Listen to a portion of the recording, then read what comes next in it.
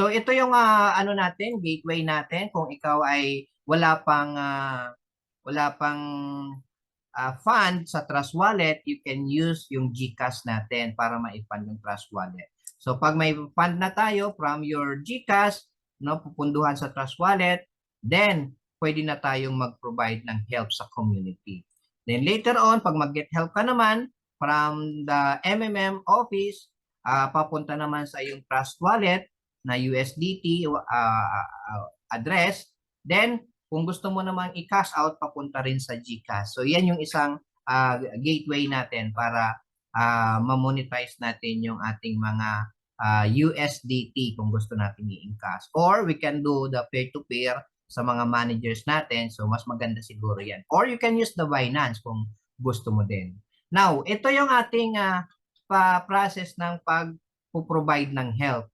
Ayan. So ngayon, ang gamit natin ay Trust Wallet. Turuan natin kayo kung paano na mag-set up ng Trust Wallet, how to download Trust Wallet, install Trust Wallet sa Play Store, paano mag-create ng USDT BNB Smart Chain Wallet, at i-save yung 12 secret phrase password para pag nawala o nagka-problema yung cellphone mo, pwede mo pa rin ma-recover sa ibang device. Okay? Paano i-off at enable yung mga wallet na kailangan lang natin, yung BNB na logo, okay, paano i-search yung USDT at enable yung USDT BIP20 o yung BNB Smart Chain at saka USDT at TRC20 or Tron.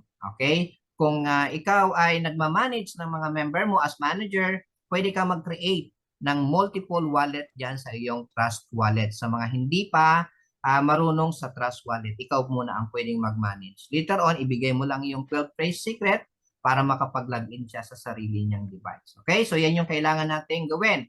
So, ito yung Trust Wallet process natin. You download the Trust Wallet sa Play Store mo. Then, click install. Ayan. Then, pag nakapag-install ka na, paano mag-create ng wallet? Just click ito, create new wallet. Ayan. Then, yung ating 12 secret, kailangan backup manually para maisulat mo siya. I-check mo na itong mga hinihingi niya dito, then click continue. Ayan. So, then, lalabas yung tinatawag na 12 secret phrase key. Yun yung pinaka-password natin para ma-open sa ibang device. So, tandaan mo po yan, pasunod yan siya. Write down and keep the 12 secret phrase key. Then, click continue. Pag-click mo ng continue, mayroon dito confirm secret phrase. So, sabi dito sa number 1, word number 1. Ano ba yung word number 1? Ayan, i-click mo disorder. Then, word number 4. Ano yung word number 4 doon sa 1 to 12? Click mo siya. Word number 7, kung ano yung word na yon. Then, word number 10. Ano ba yon? Ayan, tulad nito. So, select word and continue. Pag nag-continue ka na, okay. So, nakapag-create ka na ng wallet mo. Just click start using Trust Wallet. Ayan. So, ngayon, mayroon ka ng wallet. So, itong mga nakalagay dito na mga crypto, tanggalin natin hindi natin kailangan. Katulad niyan, BTC, Ethereum, Matic, okay, BNB, kailangan natin yan. So, click the upper right icon button to manage your crypto. Ito yun siya. Click mo yan siya. Then, lalabas dito yung manage crypto. So, i-disable mo yung mga hindi kailangan. Okay? Ang iwan lang natin yung BNB kasi kailangan natin yan. Okay? Then, para makita natin lahat ng mga USDT, i-type mo capital, no? Capital USDT. So search USDT, enable mo yung USDT Tron and USDT BIP20. Ayan, tulad nito, ito yan. USDT Tron. Then itong sa baba, USDT BNB Smart Chain. So makita mo mayroong logo ng BNB at saka logo ng Tron. So yan lang yung kailangan natin. Then click back. So pag-click mo ng back, ayan, nandito na siya. Makikita mo 3 na lang, hindi na madami. Kasi yan lang naman yung kailangan natin. So select USDT BNB Smart Chain para makuha naman natin yung wallet address. So click receive, then click copy wallet address. So ito yun siya. No? Pag-click natin ng USDT BNB, ayan. So ito yung wallet address. Ayan. So i-click mo ngayon yung receive button. Ito. Pag-click mo ng receive, lalabas na yung address mo and the QR code. So, To make sure nga USDT talaga yan, makita mo yan dito, Tether USDT BIP20. So yan yung kailangan mo na i-copy. So click mo yung copy, then i-message mo sa yung sponsor para alam na niya na tama yung ginagawa mo na process. Okay, so yan yung copy. So ganito naman, pag tayo mag-activate na, so mayroon ka ng nakapag-registered ka na, then nakapag-set up ka na ng iyong Trust Wallet, mag-activate na tayo ng ating $5. So kung mayroon ka ng fund, kailangan nakapag-buy ka na ng USDT, katulad nito may $5 na siya.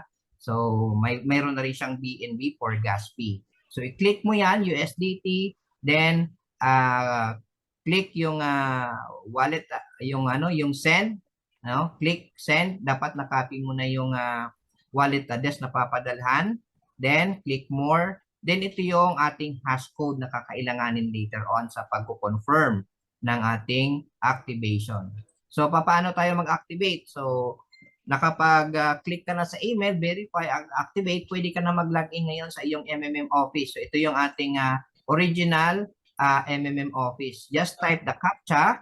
Okay? So ito yung unang lalabas. Pipiliin mo yung ating USDT BIP20. Why? Kasi ang BIP20 mas mababa po yung gas fee compare sa USDT TRC20 na kailangan pa natin ng TRX na pang gas fee. So mas mura tayo dito. Okay? So BIP20 yung select natin, click confirm. Lalabas ngayon itong payment details. So very important na itong payment detail na to, hindi mo siya ma-refresh. Okay? Ito yung address na papadala natin. I-click mo yung copy. Then later, babalikan po ito natin. Yan. Click mo siya. So, very important, no? Na ito ay hindi mo ma-refresh. So, click confirm on payment address. Click copy USDT wallet address. Then, switch back doon sa window ng iyong Trust Wallet. Okay? So, reminder, wag na wag po itong i-refresh kasi magbabago itong wallet address ng USDT BIP20 mo. Kasi mamaya, pagbalik natin dito, na-refresh na siya, yung transaction hash hindi na magko-confirm. So, ang gagawin mo lang, switch window ka lang. Kung nasa cellphone ka, alam mo naman kung paano mag-switch ng window dyan sa cellphone mo. Okay? So, may reminder siya dito sa ating special notice na binigay ng system kasi nga marami pa rin ang nagkakamali, hindi nasusundan sa pag-activate. So, basahin ko lang do not send any hash of $5 activation on our online agents. If your payment is genuine, then it will accepted by ating API system. No? So, sabi niya, do not refresh your account until you receive the hash to paste it in sa API column. Ayan. So, yun yung reminder niya. So, continue tayo. So, sabi niya dito, please make payment on yung binigay na address ng MMM Office and proceed to your Trust Wallet. So, if all details will be correct, then AI system will accept your hash code and the system will automatically activate your account and you will be redirected to yung ating MM Office. Ayan. So, make sure na na-copy and paste natin yung exact hash code mamaya to avoid delay sa ating activation. So, ito na. Tayo'y magsisend na ng ating activation. So, kailangan may fund ka na dyan na at least $5 at saka may pang gas fee ka na. So, just click USDT BNB, then click receive, and paste mo yung address or pwede mong i-scan yung QR code. Then, i-type mo yung amount na $5, then click next and click confirm. So, then pag na-send na, lalabas ito yung more details. Click mo yung more details kasi lalabas iyan yung hash code. So, mapunta siya sa iyong BS Scan Explorer. So, ito yung hash code na kakailanganin natin. Just click itong copy icon or kung gusto mo, i-copy mo yung address. Pero ito pinakamadali. Yan, click icon mo yan. Okay, so reminder, pag bumalik na tayo doon sa ating MMM Office sa payment detail, wag nating i-refresh. Okay? So, napakadali lang nito. Pagbalik natin dito, i-paste lang natin yung address dito sa baba at click submit. Ayan. Pag na-submit na natin, wala pang 5 seconds. Kung tama lahat ng ginawa natin, payment confirm na ang lalabas niyan. Minsan dito nagkakamali ang nailalagay yung wallet address. yung wallet address na kinapi niya, 'di ba? Sa papadalan. So, ang nailagay niya dito sa hashcode wallet address, so mag-e-error talaga po 'yon. Pero don't worry, mayroon tayong support. Ayan, dito sa ating International page, pwede tayong mag-support diyan, no? Lagay lang natin ano yung email na ni-register mo sa at ano yung tamang hashcode. Then hintayin natin na ma-verify ng support 'yan. Then maaayos po 'yan. Okay? Or magpatulong po tayo sa ating mga guider at saka manager para ma-follow up po siya. Kaya nyo na